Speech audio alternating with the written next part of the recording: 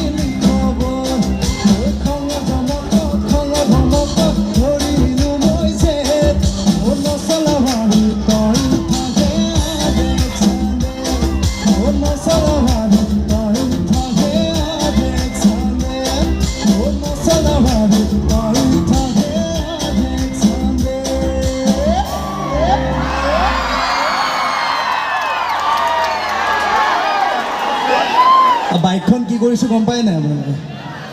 বাইকখন জ্বলাই দিছোঁ মই